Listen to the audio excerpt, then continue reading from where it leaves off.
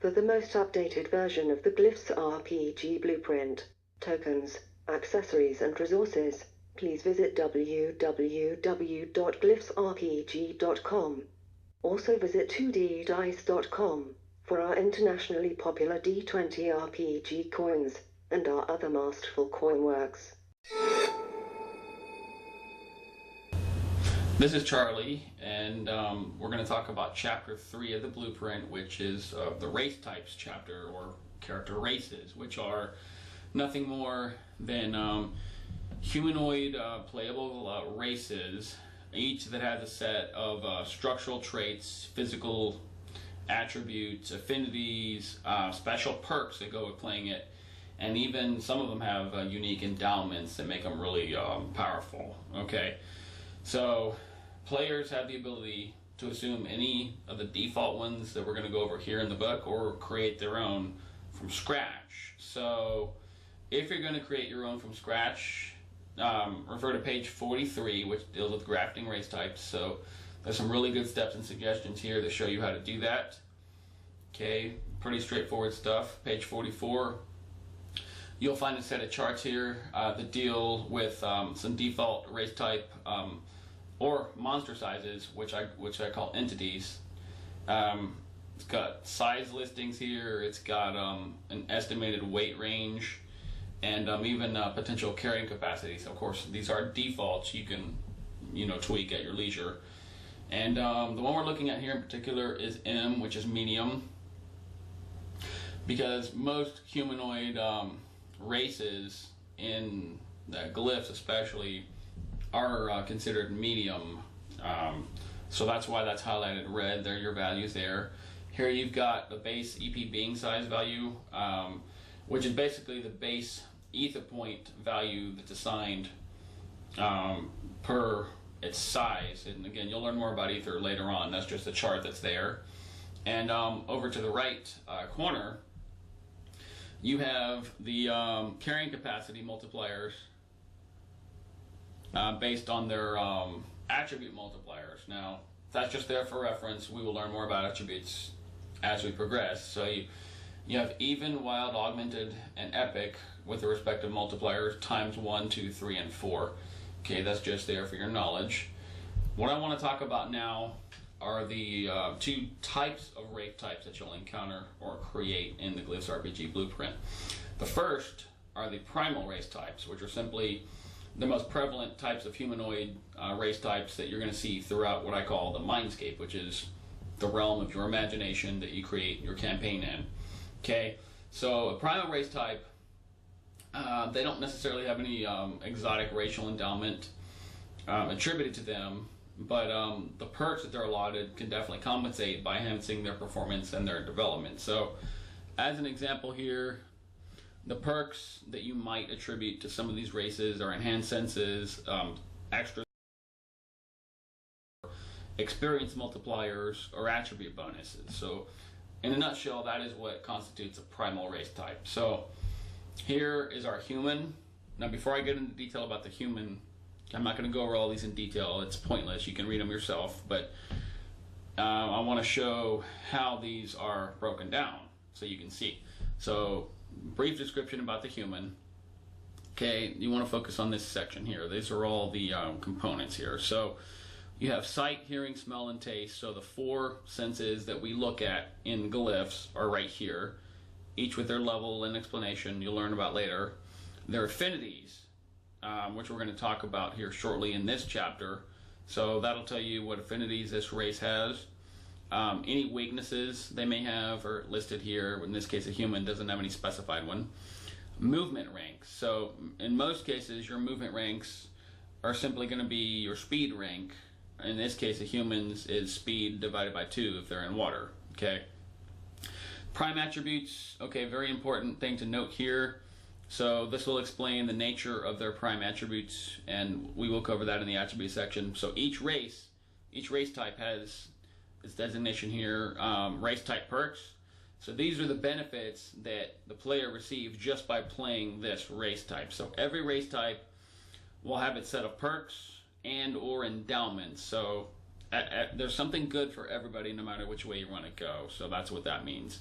Okay, the sizes that are listed for race type are generally based on their age. So most of the time they will be medium, but a human as an example, an infant would be SS size, a child would be S. Again, the charts are listed there, look them up yourself, but that gives you an idea of how that works. Sustenance, the next section here deals with the nature of the food or rest or any consumables that this race needs to simply live. So that's covered here.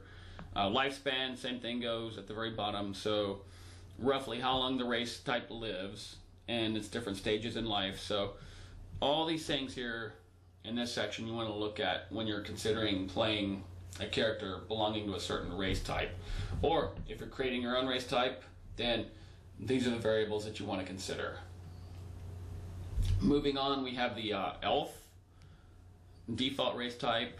Then we have your dwarf, your feral. A feral is pretty cool. Actually, I get a lot of people playing these. This is part mostly human with some animalistic features. You get some of the perks with that. So animal biting, you can have talons, you can have claws, a lot of cool things here that race type offers. Then you have the daemon. Now, the daemon in Glyphs is not an actual full-fledged demon. It is more of the offspring or the descendant of a demon that basically is immortal unless the archetype feels otherwise. Is an immortal character with enhanced ether points and basically pretty cool guy to play, pretty intimidating. So I recommend playing him sparingly or caution. Okay, now sustenance for a daemon in particular requires life force, so as opposed to regular food or shelter from the elements. So each race type has their own unique quirk here, so make note of that. Okay, now we're going to talk about the second type of race types, which are the deviant race types, the deviants. Deviant simply means different or extraordinary or something that's out of the ordinary, I guess you could say. So a deviant race type is essentially a creature that's very overpowered compared to the normal race types that are out there. So a deviant, basically, by the rule books, and they're even by the default listed here, should have 5 potential endowments that the player chooses from. And when you're creating a character, they get to choose 3 out of the 5. So a lot to choose from here. And also want to point out here, if you're playing a deviant race type, and by default you are going to be playing a Marvel archetype, that will be marked on the sheet.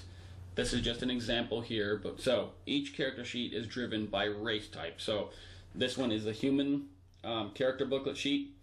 So each race type has its own front sheet because that's going to control your race type perks here, which are clearly written out. So each one is going to be different. It will control, in some cases, if it's a deviant race type, by default this will be number 1. So if you're going to play another archetype, then you have to choose number 2 in something else, or you would put it here next to Marvel. I mean, depending on how you want to play. So I just wanted to point that out. Another thing that you'll see shortly is these guys here, the multipliers, are different. So these are your prime attribute multipliers. We will learn about prime attributes a little bit later. So each race type has different multipliers here that you want to consider as you're going through the character creation process. So I just wanted to show that to you real quick. So that's pretty much it to these guys. So let's look at an example. So by default, I got a few good ones designed here. This is your merman race type. So same type of information here. Got sensory information, tastes. It's got the tissue and skeletal and vital composition here, just like all of them do.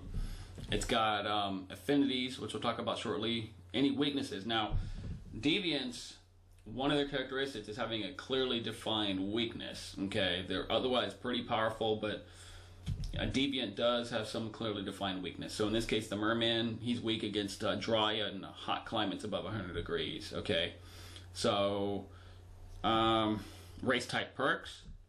So he gets a fishtail and humanoid body structure. He can roam the oceans down to a depth of about 2 miles, and so forth. So sustenance goes into detail here. Now, on the deviant race types, there's something I want you to notice. It says endowments at the very bottom here on each race type. So he has sonar scream, deep swimmer, waves of peace, sea talker, and surface dweller. Okay. Now each deviant race type, like I mentioned earlier, as an example here, we got 1, 2, 3, 4, 5. So 5 endowments, which are basically like freebie special abilities. They don't consume ether. They are basically there just because you're playing that race. So each deviant race type has their own default set of 5 to choose from, and players, unless the archetype feels otherwise, when they're creating their character, need to choose 3 out of those 5, however they see fit. So in this example, we have sonar scream, we have deep swimmer, waves of peace, sea talker, surface dweller. So those are just the examples here. The details are written here. Go over it now. It's right here for you to read on page 53 for the merman. Okay, same thing with the cyborg. Cyborg is basically something, a human that you can customize from scratch. Their bodily organs, their skeleton, the tissue, mix and match it how you see fit. And those endowments are listed here in detail of the potential that you can use a cyborg for. Vampire, one of my personal favorites. Okay, weaknesses here are, let's see here. So sunlight, he's weak against sunlight, at least in my game. Now you can modify that if you see fit. I know some movies out there, they're not weak against sun, or some, they're not weak against garlic or crosses or whatever. It doesn't really matter. You can do as you please. But the defaults that I have here are right here. Okay, it talks about sunlight exposure, all that stuff. Endowments for the vampire, again, choose 3 out of 5 of these that you're, when you create your character, you have the vampire bite, the gaze ability, the vampire claws, the ability to function in daylight for a while, and the ability to regenerate. Those are the default endowments for the vampire, which you can enhance or add to or subtract to as you see fit. Okay, Lycan is your werewolf type race, your were sheep, were lion, were tiger, were shark. Doesn't really matter. It's a were something is essentially all a Lycan is.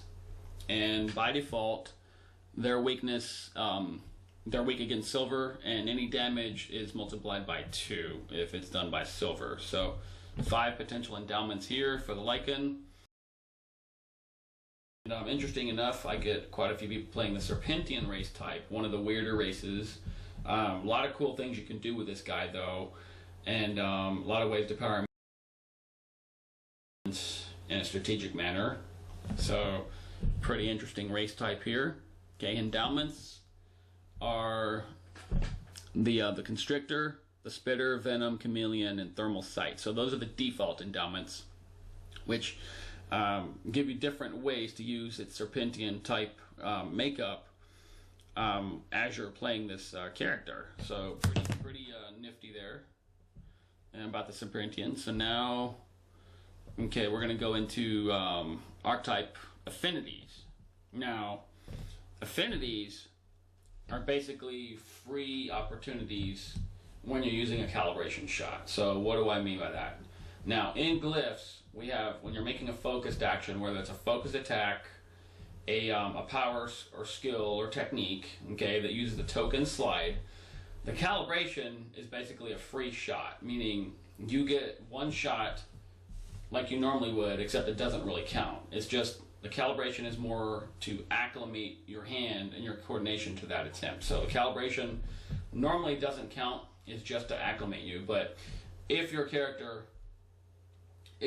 race type has an affinity to one of the relevant actions, which are discussed on page 62, then that calibration would count as an attempt if it succeeds. Basically, if your race type has an affinity in something, then you're more likely to succeed. So that's an extra bonus and reason to play that archetype. So that's pretty much all there is to it. So now we're going to go into the next chapter. Thank you for your time.